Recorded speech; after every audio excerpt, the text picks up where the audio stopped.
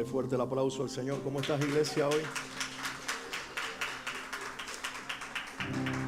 Me alegra poder reunirnos, poder celebrar la presencia del Señor. Los niños pueden salir en este momento con el equipo que les va a estar guiando en la palabra.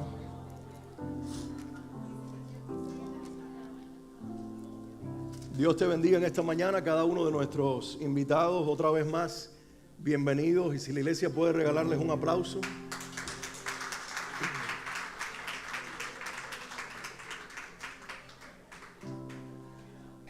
Hoy estoy un poco lejito de ustedes porque, bueno, no sé si se dan cuenta, pero la voz no es por madurez.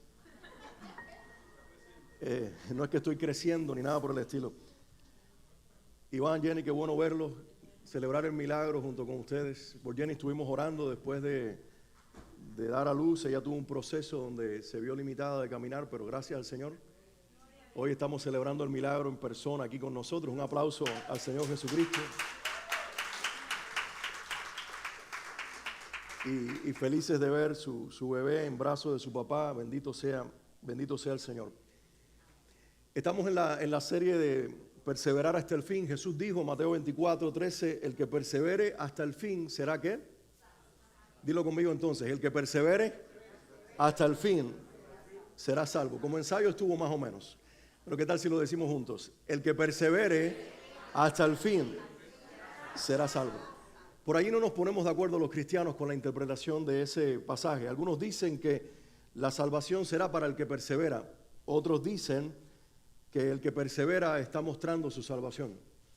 Pero más allá de la interpretación que cada uno tengamos, que por supuesto a la lectura de la Biblia nos lleva a interpretarlo de una u otra manera, me gusta ver que ahí convergen las dos ideas.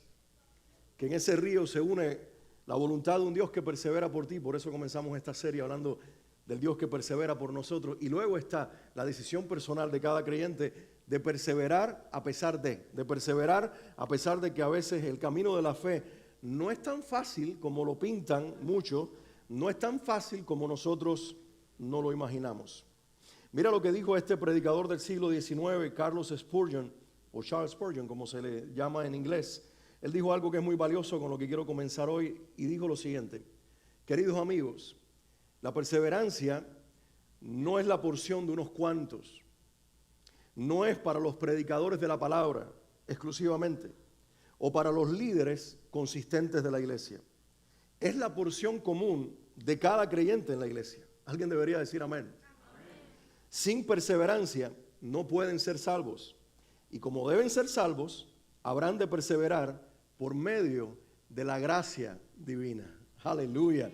Si lo pudiste recibir lo que está diciendo aquí, no solo es que te toca perseverar y mantenerte en la fe, es que Dios te regaló una porción de su gracia para que puedas lograrlo. ¿Alguien puede decir amén a eso?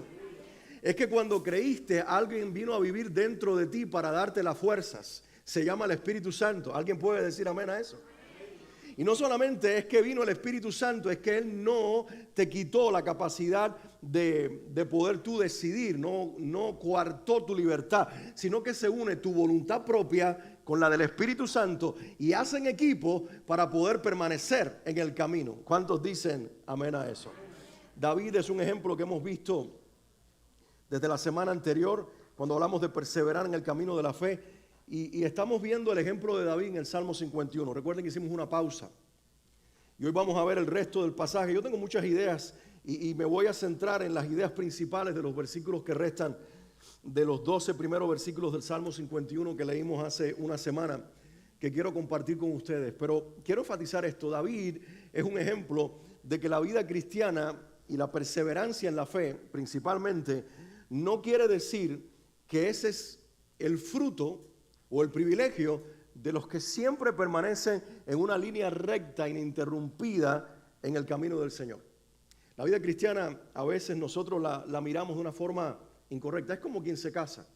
¿Sabes que cuando vas al matrimonio y llegas ahí a la iglesia, si te casaste por la iglesia, o al juzgado donde lo hiciste, llegaste con muchas expectativas, y el que está enamorado, como se supone que todo el que se casa debe estarlo, pues piensa que el matrimonio va a ser una línea interrumpida que se llama luna de miel, ¿verdad?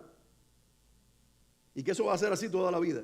Pero luego, en la medida que avanzas y maduras en una relación que dura, una relación que permanece, te das cuenta de que el matrimonio no es una línea ininterrumpida donde todo es luna de miel, sino que hay procesos, hay curvas, hay subidas, hay bajadas, hay mesetas, hay de todo. Y aprender a vivir esas etapas es lo que hace que un matrimonio persevere.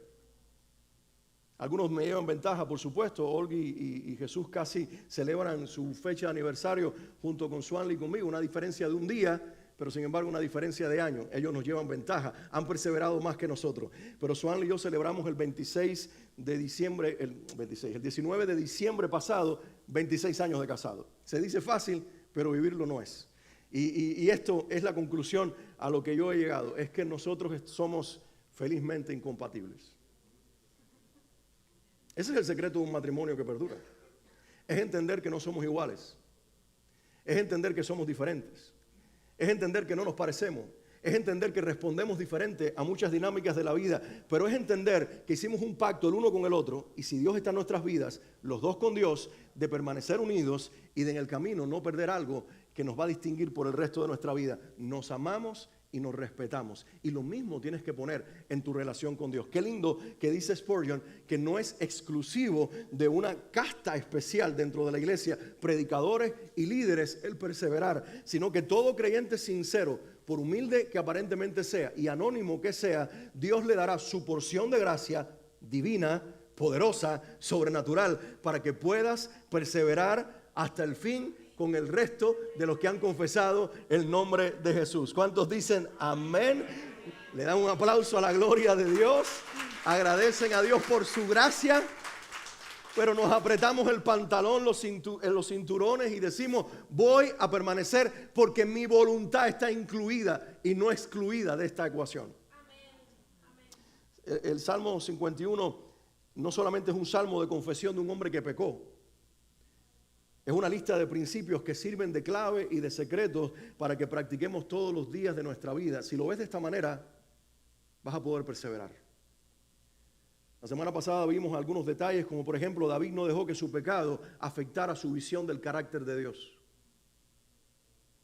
Y vimos otros detalles que son importantes, son secretos que están. Si quieres saber lo que dije la semana pasada, lo que Dios dijo por medio de mí, puedes volver a la predicación que está ahí en YouTube, que está en la página de la iglesia, y puedes repasar los principios que emanan de este salmo, que no voy a volver a compartir porque no quiero robarte el tiempo, pero quiero entrar en otros en este Salmo 51. En este salmo de confesión, pero también en este salmo de secretos poderosos que nos dejan saber cómo podemos perseverar todos los días en nuestra vida cristiana. Levanta la mano conmigo y la Biblia también. Déjeme ver sus Biblias abiertas en el Salmo 51. Oh, no. O el teléfono también, sí, se vale. Por lo menos prendido y no en Facebook. No en Instagram. No en TikTok, que ya está a punto. Dice que lo van a quitar, no sé. Pero levanta tu Biblia. Yo la tengo de papel porque estoy regresando, aunque yo lo hago en mi casa, estoy regresando también en la iglesia a la práctica de usar la Biblia, usar mis dedos porque se me estaban atrofiando. Y entonces no quiero tener artritis antes de tiempo, entonces estoy buscando la Biblia en papel. Pero el Salmo 51 tiene declaraciones poderosas y hoy vamos a ver varias de ellas. Primero, en el versículo 5, vamos a ver el que nunca debemos olvidar nuestra verdadera naturaleza humana. Dice el versículo 5, he aquí qué cosa. Ustedes están viendo lo que dice ahí en pantalla, ¿verdad? He aquí en maldad he sido formado y en pecado me concibió mi madre. Lo que está diciendo David es algo que parece una paradoja para el que vive en la fe, pero dicho de una manera poética, porque esto es un salmo, es una canción, hay poesía, hay arte incluida en esta declaración. Lo que está diciendo en palabras planas y muy sencillas, soy un pecador. El pecado nació conmigo, lo heredé de mis padres. Y ahora no solamente soy un pecador que heredé el pecado, soy un adulto que practica el pecado y no lo puedo arrancar de mi cuerpo. David no es la excepción en hablar de esto. Pablo en el Nuevo Testamento, Romanos capítulo 7, si tú puedes anotar la cita, no lo voy a leer, simplemente voy a mencionar de memoria el conflicto que él menciona en Romanos 7. Él dice, he encontrado una cosa en mí que me tiene perplejo. Estoy parafraseando lo que dice este hombre. Encuentro una lucha interior entre el hombre espiritual que cree en Dios y lo quiere agradar, y el hombre natural que todavía soy, que no quiere agradar a Dios. Y Pablo dice, por un lado está el querer hacer lo bueno, pero por otro lado me encuentro terminando haciendo lo malo. Y alguien, si le lleva estas palabras del apóstol a un psicólogo en la actualidad, lo diagnosticaría, de acuerdo a la psicología, como una persona bipolar. Bueno, pues todos los que estamos aquí somos bipolares espirituales. Porque al menos yo me identifico con Pablo. ¿Cuántas veces deseo el bien y hago el mal? ¿Cuántas veces quiero decir lo correcto y digo lo incorrecto? ¿Cuántas veces quiero sentir lo bueno y termino sintiendo lo malo? Y peor aún, ¿cuántas veces quiero pensar lo que le agrada a Dios y termino pensando lo que le desagrada a Dios? ¿Alguien se identifica conmigo? ¿Solamente 2 o 3? Yo pensaba que ¿es exclusivo de unos cuantos o es la realidad de todos en la iglesia? Déjenme ver sus manos y aprovecho para decirle a los que toman fotografías que retraten, ahí pongan, miren, bienvenido a una iglesia de pecadores.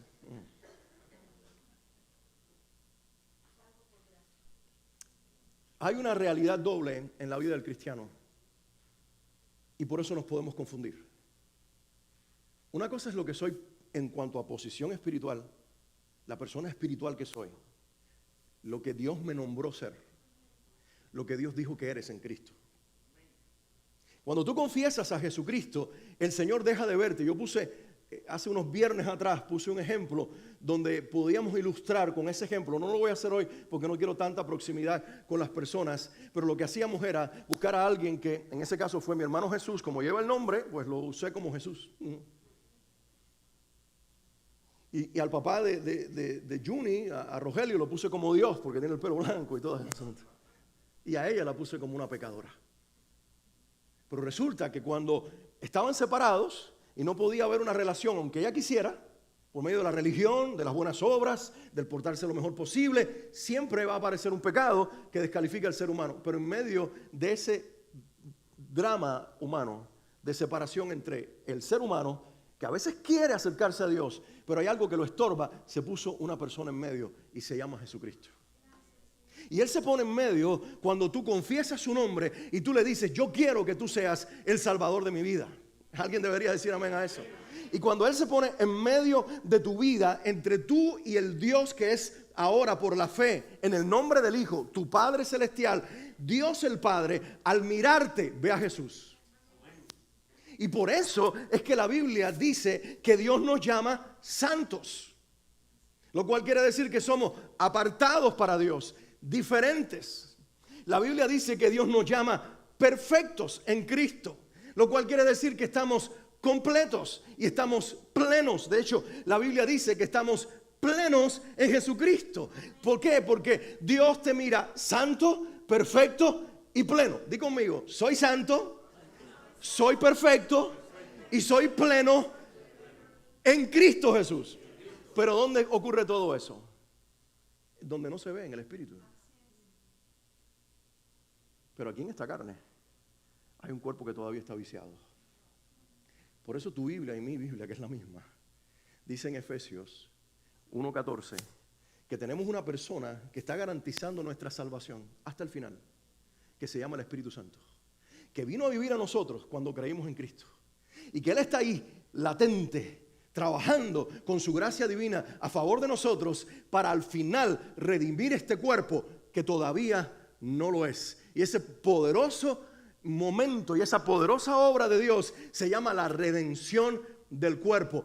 El santo, el perfecto y el pleno que eres en Cristo, hombre y mujer de Dios, estás viviendo en un cuerpo que peca y que está siendo tentado todos los días. Y David lo dice muy bien. Que nunca se te olvide, él no solamente es una confesión de un hombre que fue descubierto en su pecado, es un hombre que llegó a una conclusión: a partir de ahora reconoceré mi naturaleza para poder tener una sensibilidad latente de poderle confesar a mi Dios todos los días cuando aparezca la tentación y yo me sienta provocado, o cuando inclusive yo caiga en ella, tener la doble experiencia de preventivamente confesar mi tentación y que Dios me libre, pero cuando caiga, saber que en lugar de correr de Dios, debo buscarlo a Él para que Él pueda santificarme, limpiarme y restaurar nuestra relación otra vez. ¿Saben? Yo tengo una versión de lo que pudiera haber pasado en el Edén si Adán y Eva, y Adán principalmente, hubieran manejado las cosas diferentes con Dios. Todos conocemos la historia y todos conocemos la prueba.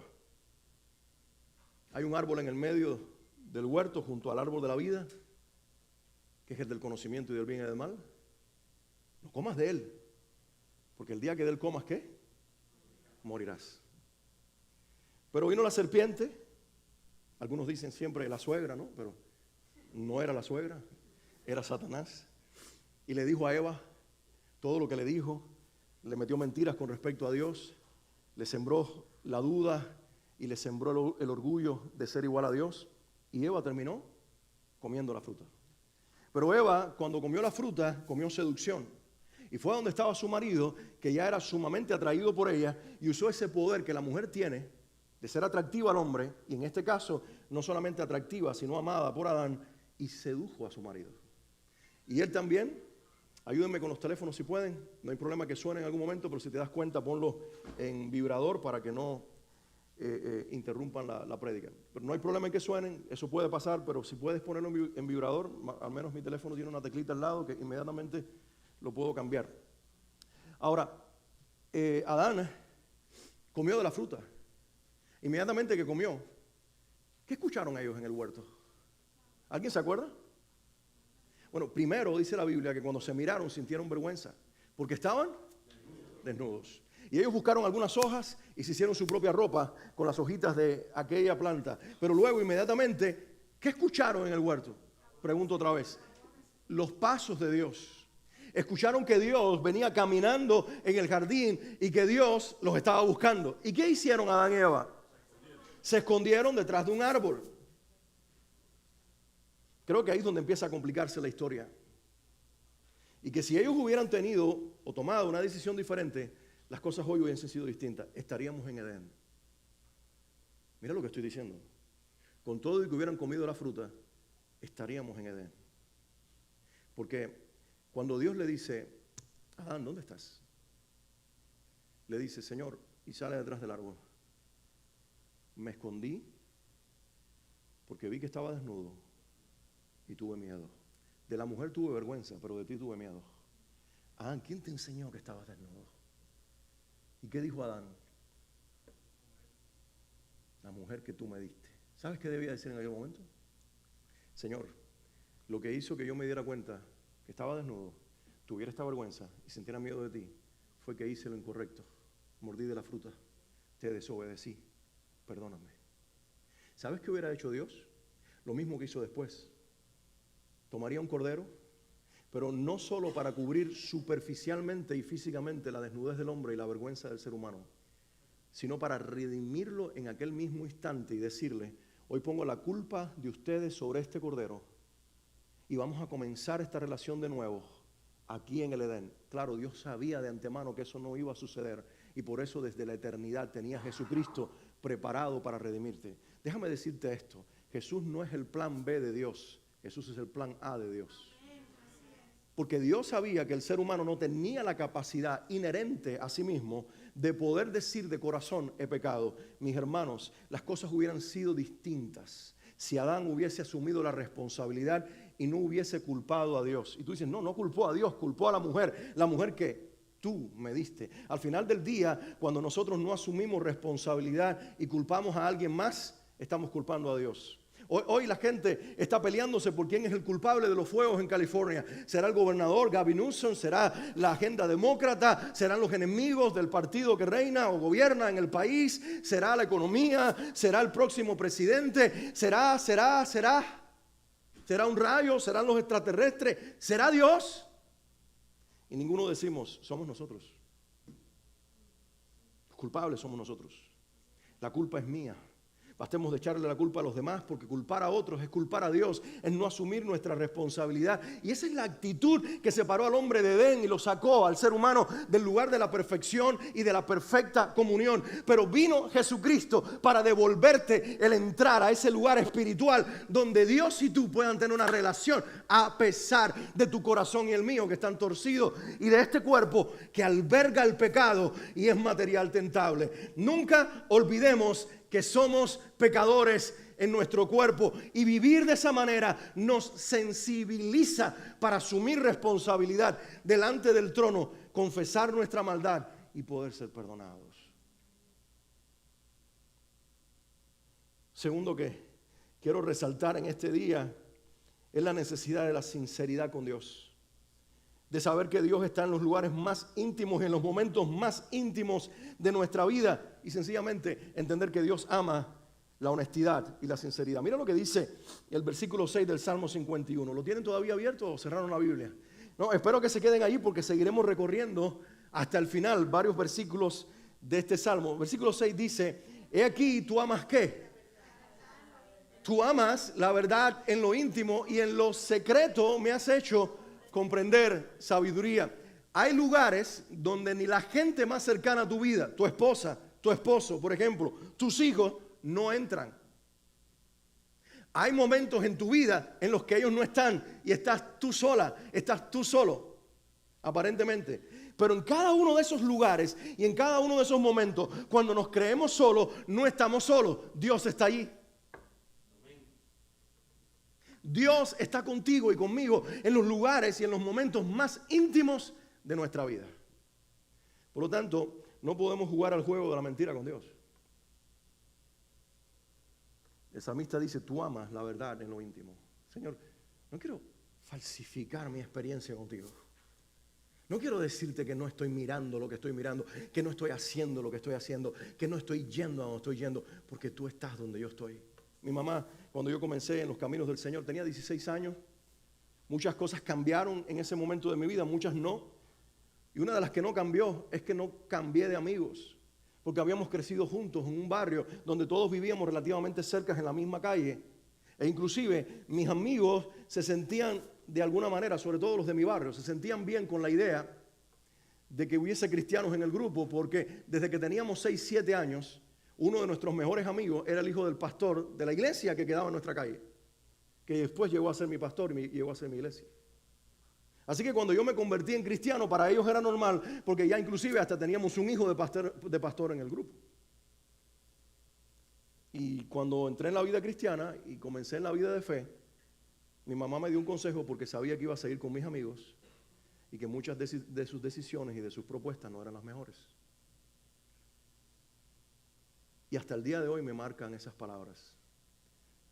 Siempre que llegaba de la escuela, como al mediodía, terminaba mis clases, llegaba a mi casa, me cambiaba la ropa, el uniforme de la escuela, me aseaba un poquito, me sentaba a comer mi almuerzo y mi mamá se sentaba a comer conmigo. Éramos los dos únicos que estábamos en ese momento en la casa. Mi papá estaba en su oficina trabajando, mi hermana todavía estaba en la escuela, y mi mamá aprovechaba esa comida, como solamente lo saben hacer las madres, para generar conversaciones. A veces yo lo veo con mi esposa y mis hijos, esas conversaciones que ellos tienen, que yo ni quiero entrar, porque sé que en la suavidad de esas conversaciones ella está tocando el alma de mis hijos. Y lo mismo hacía mi mamá conmigo. En el momento a veces como hijos nos resienten las conversaciones de nuestros padres, pero con el tiempo decimos gracias. Y mami, que ya me había llevado una ventaja en la vida cristiana, me dijo: seguramente has escuchado, inclusive en la iglesia, que hay lugares donde tú quieres entrar, o tú entrarás, o tú entras, que Jesús no entra. Se escuchaba en la iglesia en aquellos días, y creo bueno que ese mensaje ha cambiado, que algunos maestros de la Biblia decían: recuerda esto, Dios se queda a la puerta cuando tú entras a ciertos lugares. Y mi mamá me dijo: eso no es verdad. La Biblia dice, y Jesús dice, ayúdenme con los teléfonos, please. Pónganle la teclita que dice vibrador, gracias. Y mi mamá me dijo esto: recuerda esto, donde tú entras, Él entrará, porque la Biblia dice: no te dejaré ni te desampararé. Lo que tú veas, Él verá. Lo que tú oigas, Él oirá. Lo que tú hagas, Él lo sabrá. Si has tenido una verdadera experiencia de fe con Jesucristo, el Espíritu Santo va a estar allí para producirte arrepentimiento. No niegues la voz de Dios cuando tomes esas decisiones incorrectas. Arrepiéntete y sal de esos lugares inmediatamente, porque Dios te está llamando a reconciliarte con Él. Se lo agradezco por el resto de mi vida, porque corrí de tantos lugares y de tantas situaciones, me libré de tantas cosas. Me libré de tantas cosas que hoy pudiera mencionarlas una por unas, porque evidentemente sí había tenido una experiencia con Cristo y el Espíritu Santo comenzaba a decirme, yo estoy aquí contigo y eso que te están ofreciendo no está bien. Eso que estás a punto de tomar en tus manos no está bien. Esa decisión que estás a punto de tomar no está bien. En otras palabras, aprendí que Dios está conmigo en los momentos más íntimos de mi vida, donde mis padres no me podían ver, donde mis líderes cristianos no me podían ver, pero ahí Él estaba, no para dejarme caer y decirme, yo no esperaba nada de ti, sino para decirme, aquí estoy contigo, para sacarte de este rollo en el que tú mismo te has metido. Yo soy el Dios de la intimidad, y si tú me reconoces en este momento más íntimo de tu vida, yo te voy a sacar de estas decisiones equivocadas, yo voy a enderezar tus pasos, y yo voy a transformar tu vida, y yo te voy a ayudar en todos los momentos de tu vida. Dios trabaja con su verdad en lo íntimo de nuestras vidas, y debemos aprender a escuchar esa voz sabia de Dios que nos llama al arrepentimiento y a la transformación. Aleluya. Entonces, sé sincero con Dios, sin importar si otros nos están mirando o no, porque los seres humanos son mucho del qué dirán. No hay nadie que me está mirando. Me decía hace muchos años atrás en Cuba la esposa de mi pastor que en una calle se encontró con alguien en la iglesia o de la iglesia que ella no sabía que esa persona fumaba. Y él tampoco sabía que estaban caminando por la misma calle. Y de momento venía este hermano de la iglesia con un cigarro bien prendido así, pero fumándose lo sabroso. Y se encuentra de frente con la esposa del pastor, y cuando están a algunos metros de distancia esperando un milagro divino que ella no lo hubiera visto, se tragó el cigarro. Y ella se reía haciéndome el cuento. Dice, casi le veía el humo salir por las orejas y por la nariz. Y él esperaba que yo lo reprendiera. Y le di un abrazo y le dije, mi hermano, ¿cómo estás? ¿Cómo va tu día? El hombre... Porque él pensó que ella era Dios y que tenía que esconderse de ella. ¿Qué necesidad tienen de esconderse? De un pastor, de un líder de la iglesia, de otra persona de la iglesia. Lo que haces, lo estás haciendo con Dios en tu vida, si has nacido de nuevo. Y ese cigarro, en realidad, no separa tu relación con nadie de la iglesia. Por poner el ejemplo del caso que estoy hablando, lo que está dañando son tus pulmones. Lo que está dañando es tu salud. Y si lo fumas cerca de mí, te voy a decir que lo apagues, porque vas a dañar los míos. Pero no vas a dañar mi comunión contigo. Yo quiero acompañarte en el proceso hasta que seas libre del cigarro. ¿Alguien me está escuchando? Yo quiero acompañarte en el proceso hasta que seas libre del trago. Yo quiero acompañarte en el proceso hasta que seas libre de lo que te está dando. Porque Cristo te está acompañando en el proceso de liberarte, pero tu propia religiosidad, no la iglesia, te está haciendo esconderte de todo y creyéndote que así te escondes de Dios. Las cucarachas trabajan en el secreto, pero cuando prendes la luz, ellas huyen. Las cucarachas de tu vida, tus propios pecados, tus propios vicios, tus propias pasiones se esconden cuando dejas que la luz de Cristo se muestre en la transparencia de una vida de fe que no esconde nada, sino que por el contrario se muestra para la gloria de Dios. ¿Alguien está conmigo aquí todavía? Versículo 7, lo leemos un momentito. El versículo 7 del Salmo dice, purifícame con hisopo y seré limpio, lávame y seré más blanco que la nieve. Amemos los procesos de Dios. Diga conmigo, voy a amar los procesos de Dios. Mira qué lindo se escucha este versículo del Salmo 51. Es uno de los más bellos del Salmo. ¿Alguien está de acuerdo conmigo? Purifícame con hisopo. Si fuese posible, si tuviéramos una foto aquí del hisopo, dejaríamos de ver lo lindo de este Salmo. Para darnos cuenta que si las vasijas sintieran como nosotros sentimos, el que le metan un hisopo le debe doler a una vasija. Purifícame con hisopo. Lo que está diciendo es, méteme en los procesos donde me duela tu tratamiento para ser sano en el proceso. Purifícame con hisopo y seré ¿qué? Limpio. Lávame y seré más blanco que la nieve. Mira, cada situación en la que Dios te está permitiendo vivir en este instante es un proceso donde el Dios que purifica a través de los procesos de la vida está formando a Cristo más y más en nosotros. Por eso podemos decir con Pablo en Romanos 8:28, más sabemos, ¿alguien sabe lo que dice allí? Más sabemos que a los que aman a Dios, todas las cosas les ayudan a bien. Esto es, a los que conforme a su propósito han sido llamados. Dios está haciendo que su propósito tenga sentido en nuestra vida, metiéndonos en los procesos cotidianos de la vida. Por eso decía, la vida cristiana no es un punto de partida y un punto de llegada con una línea recta en el medio. Sí es partida y sí es llegada, sí es salida y sí es meta, pero no es una línea recta. Es una línea con muchas curvas.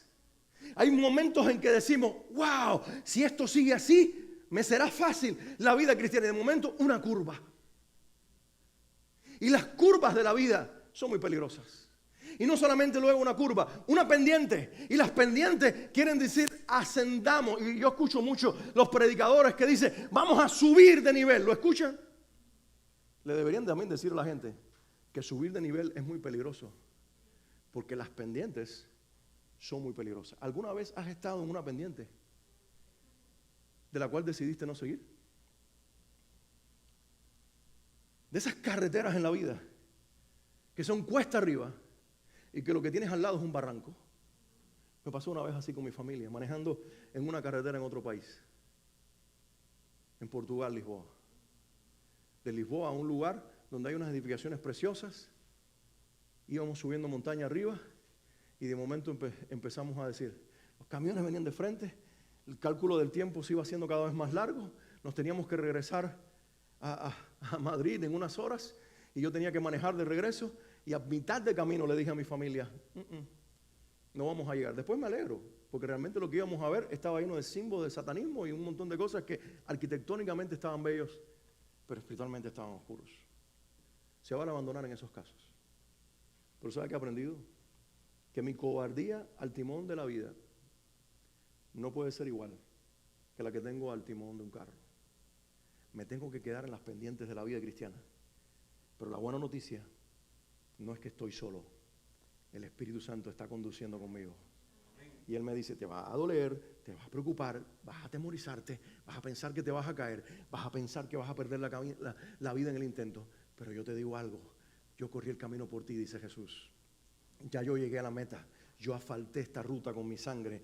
Y la buena noticia es que tú también vas a llegar porque yo estoy al lado tuyo. No te dejaré ni te desampararé.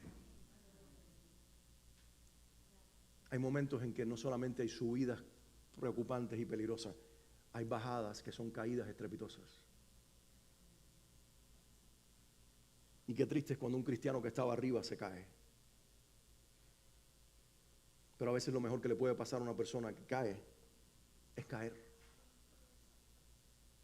En esta semana veía las fotografías de un pastor muy conocido, en su momento muy famoso, a mitad de la década pasada o del comienzo de la década de los años 2000, era uno de los predicadores más conocidos en Latinoamérica, con una mega iglesia en el área de Orlando, pastor hispano por cierto.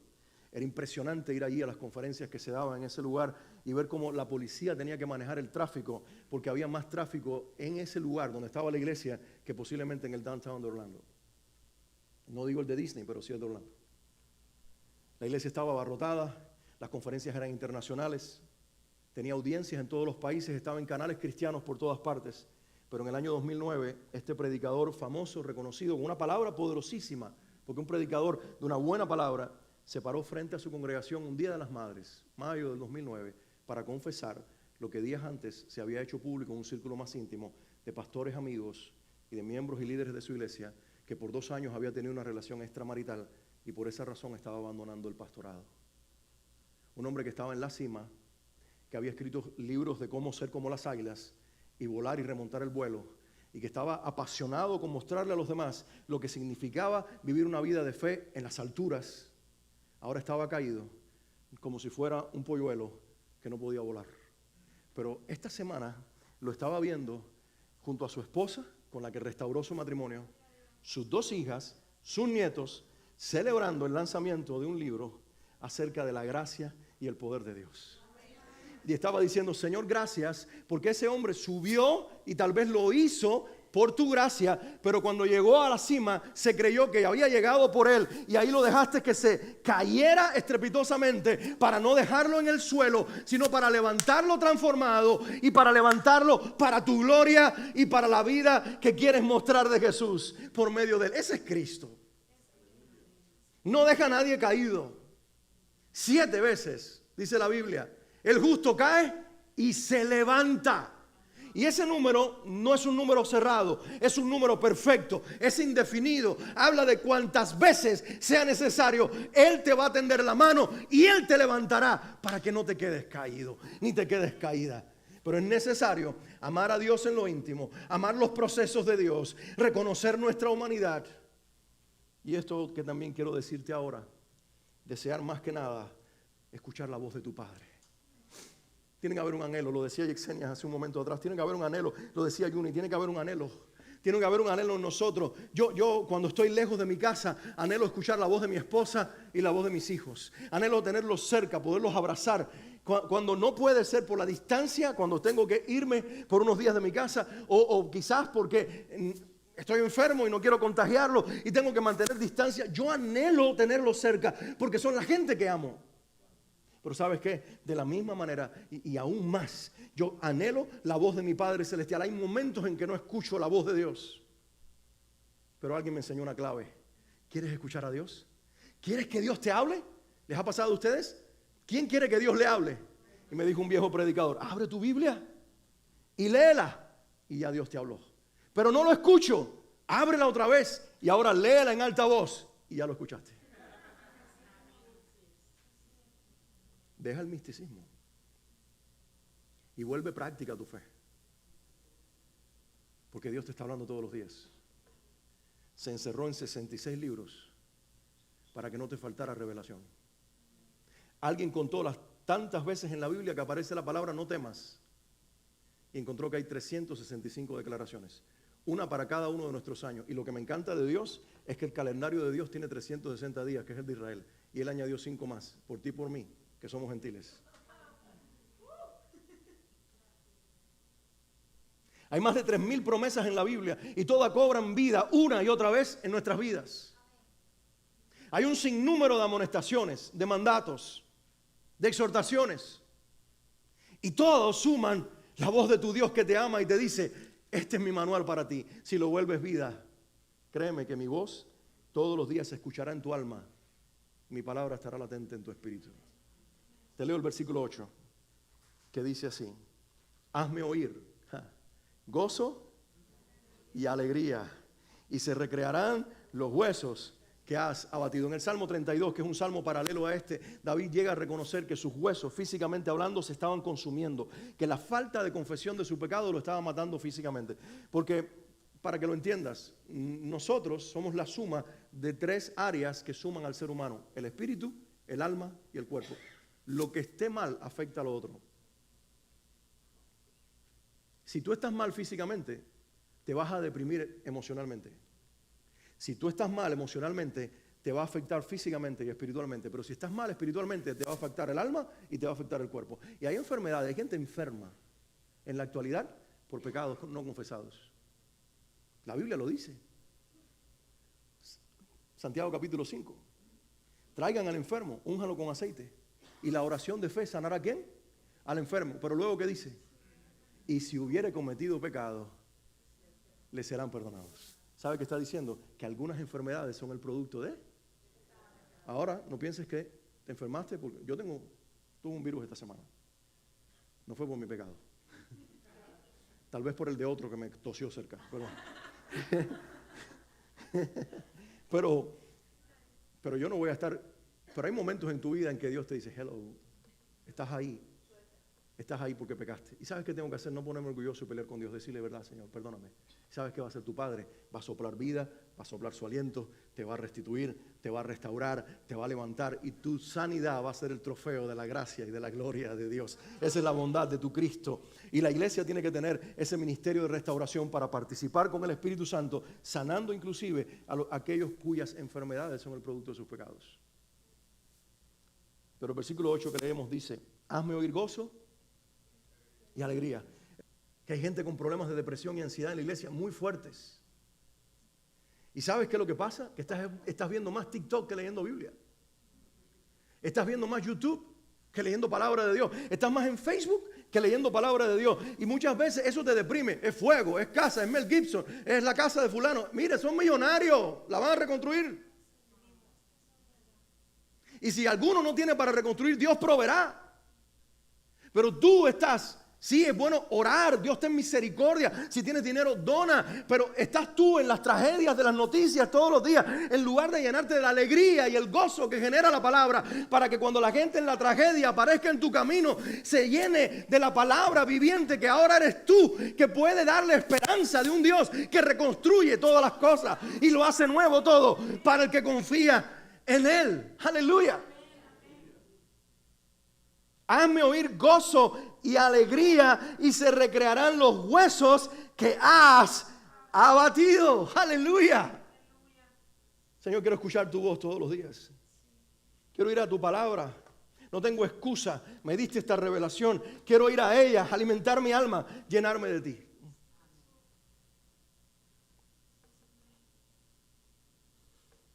Me voy a saltar algunos versículos y voy a caer en el versículo 11 para ir cerrando con estos dos consejos más o claves que nos da la palabra aquí en el Salmo 51. Versículo 11 dice, no me eches delante de ti y no quites de mí tu Santo Espíritu.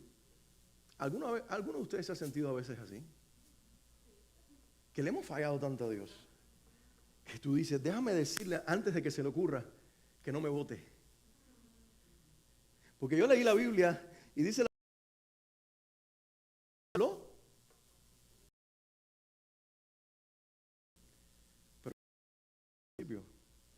Adán y Eva no salieron del paraíso porque Dios los votó, sino porque Dios los amó. ¿No me escuchaste? Te lo voy a decir una vez más.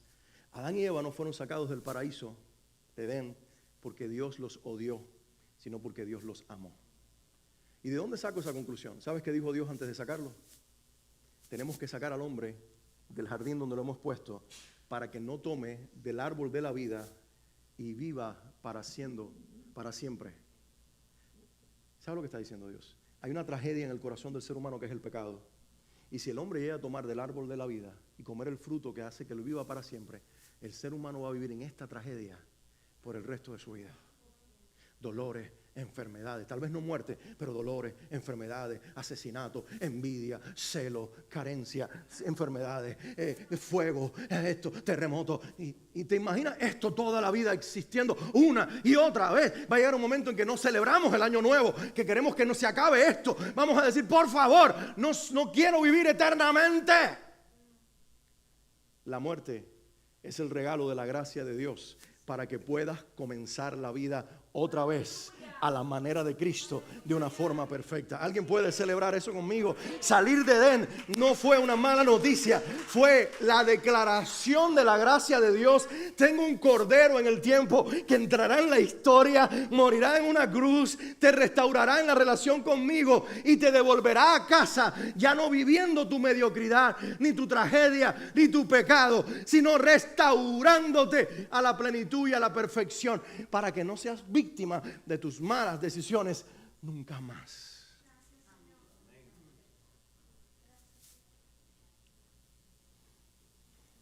Aleluya. Lo que está diciendo David, hay un querer en mí permanente, hay un querer latente de permanecer en la presencia tuya, Padre, para siempre. Salmo 16 dice algo poderoso y lindísimo. En tu presencia hay plenitud de gozo, delicias a tu diestra para siempre. ¿Dónde hay plenitud de gozo? En tu presencia. Por eso David no quería que la presencia se le fuera. Pequé, pero será posible que aunque soy un pecador, tu presencia permanezca. ¿Qué crees que grita Dios ante un ser arrepentido que no quiere que Dios se vaya? Claro que sí, mi hijo. No se trata de tu humanidad, no se trata de tus errores, se trata de tu humillación, se trata de que lo reconociste, se trata de que lo confesaste. De eso se trata. Los humildes verán mi gloria y tendrán una relación conmigo. La humildad no es creerte menos. La humildad es tener tu pecado a flor de piel y ser sensible para reconocerlo todos los días. Hay gente que piensa que son humildes porque se ponen ropa sucia, rotas. Hay gente que cree que son humildes porque no dan su opinión. Otros hablan, dan su opinión, ellos están con la... ¿Y tú qué piensas? Soy un pobre. Tengo un amigo que su papá siempre le decía, quita esa muletilla, porque él decía, ustedes saben que yo no sé hablar. Por eso voy a dar mi humilde opinión. Y su papá lo llamaba y le decía, no digas más eso. Porque cuando hablas dices cosas muy profundas. No sigas pensando de ti de esa manera. Y lo estaba ayudando a verse de una manera correcta, porque se había vestido de una falsa humildad. A veces nos pasa eso a nosotros. Humildad no es eso. Humildad es decir, Señor, yo sé que soy tan pecador y tan humano que te debe dar el deseo muchas veces de retirar tu presencia. Pero dice tu palabra que es al orgulloso al que miras de lejos, pero al humilde miras de cerca. Que la iglesia esté llena de gente humilde. No que miremos por encima del hombro a los demás porque somos santos. Que sí lo somos en posición, en Cristo Jesús, en Él. Pero somos humanos y nuestra humanidad nos humilla el rostro todos los días. Como Pablo en Romanos 7, vuelvo a él citando estas palabras, es como si un mensajero de Satanás me abofeteara el rostro todos los días. Y uno ve una tragedia en eso. Pero esa es la buena noticia. Dios permite que tu maldad, en alianza con el infierno, te golpeen todos los días para que no te consideres la última Coca-Cola en el desierto, sino para que creas que eres un miserable, que no merece la salvación y solo por gracia tu Dios te la ha concedido. Romanos 7, Pablo termina diciendo, ¿quién me librará de este cadáver que llevo encima, que es mi propio pecado? Y ¿sabes qué concluye? Y que dice, más gracias doy a Dios por Jesucristo, Señor nuestro. Termino con el versículo 12, Salmo 51. El salmista termina en esta porción del Salmo, porque el Salmo continúa, pero quiero cerrar hoy con este versículo. Dice, vuélveme el gozo de tu salvación y espíritu noble me sustente. Alguien diga conmigo, Padre, devuélveme el gozo de tu salvación. Alguien grite con David en el Salmo 12, Padre, devuélveme el gozo de tu salvación. Reconozco que mis errores me robaron el disfrutar lo más precioso que es la salvación, pero creo que tú tienes en tu depósito de gracia más gozo del Espíritu Santo para derramarlo en mí, no porque me lo merezca, sino porque tú lo deseas. Devuélveme el gozo de mi salvación, de tu salvación, Dios. Alguien debería decir en este lugar, y espíritu noble me sustente. Cuando Dios nos restaura, hay dos cosas que vienen a nuestra vida. Un gozo del Espíritu Santo que permanece y un espíritu noble. ¿Qué nos caracteriza eso? No estoy hablando de la alegría eufórica del mundo por lo que tenemos o por lo que vivimos. Estoy hablando del gozo permanente que se mantiene aún cuando no tenemos, aún cuando nos falta, aún cuando estamos débiles físicamente, aún cuando no creemos que tenemos el depósito. Yo oraba esta mañana, estaba mareado mientras estaba adorando ahí, tuve que sentarme y le dije, Espíritu Santo, ¿cómo yo me voy a levantar y a quedarme 40, 45 minutos de pie predicando tu palabra si estoy dizzy, si estoy mareado? Pero confío en que tú me vas a dar el recurso. ¿Y sabes qué? Dios lo ha hecho. Por lo tanto, yo no me gozo en lo que puedo tener o en mi propia fuerza o en mis propias capacidades. Dios me ha mostrado, como a David, que el gozo de su salvación es lo que nos sostiene. Y que es lo que debemos buscar. Y es lo que nos debemos sostener. Por eso la Biblia lo llama en Gálatas 5, un fruto que recibe el que cree en Jesús. Déjame cerrar en este día diciéndote esto. No hay nada más valioso en esta vida que comenzar y continuar en una relación personal con Jesucristo. Él es la clave. Él es el punto de partida. Él es acompañante en el camino lleno de baches, de curvas, de subidas, de bajadas, de caídas, de victorias, de derrotas, de mesetas, de platós, de monotonías, de desafíos, de sentirnos fuertes, de sentirnos débiles, de tener, de no tener. Él es el acompañante divino, invisible pero real, que nos deja saber todos los días: yo estoy contigo, no te dejaré. ¿Acaso no lo escuchaste? No lo olvides. Yo estaré con ustedes todos los días y hasta el fin del mundo. Y Él es el que nos espera también en la meta, diciéndonos: peleé por ti, corrí por ti, asfalté el camino con mi sangre, preparé el camino y te estaba esperando con brazos abiertos para decirte: lo hiciste bien, buen siervo, lo hiciste bien, buena sierva. Por lo tanto, entra en el gozo de tu Señor. Pero de verdad, a mí me estás dando entrada. Claro, es que no se trata de ti, se trata de en quién creíste, en quién permaneciste, con quién caminaste. Se trata de mí. Y como fuiste humilde para reconocer que la salvación no es de los buenos, porque no hay, no es de los perfectos, porque no existe, no es de los que siempre se portan bien, porque no los hay, es de los que viven arrepentidos, de los que viven humillados, de los que reconocen mi nombre, de los que me agarran de la mano y me dicen: no me suelte, porque si no me pierdo. Esos son los que llegarán a casa, esos son los que perseveran. A esos los está esperando Jesús para decirles: bienvenido a casa. Hermano mío, hermana mía, te estaba esperando a ti. En este lugar eres más que bienvenido y eres deseada. Eres deseado. Aleluya. Dale un fuerte aplauso al Señor en este día. Quiero que te pongas de pie. Vamos a orar y luego viene el grupo de alabanza para cerrar en una alabanza y adorar a Dios con toda nuestra fuerza. ¿Alguien dice amén a eso? Vamos a orar. Padre, hoy oramos en el nombre de Jesús. Que la gracia y el poder de Cristo que nos trajo a salvación nos acompañe en el camino. Que tú nos puedas fortalecer en cada uno de los procesos de la vida. Fortalécenos cuando todo parezca bien, porque esa es una etapa peligrosa, donde nos confiamos, donde bajamos la guardia, donde perdemos las fuerzas.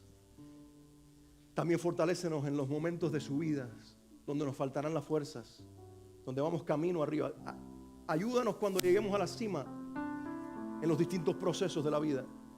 Y en lugar de creernos que llegamos por nosotros y que somos campeones, recuérdanos que sí, somos más que vencedores, porque el vencedor eres tú y nosotros solamente disfrutamos la victoria.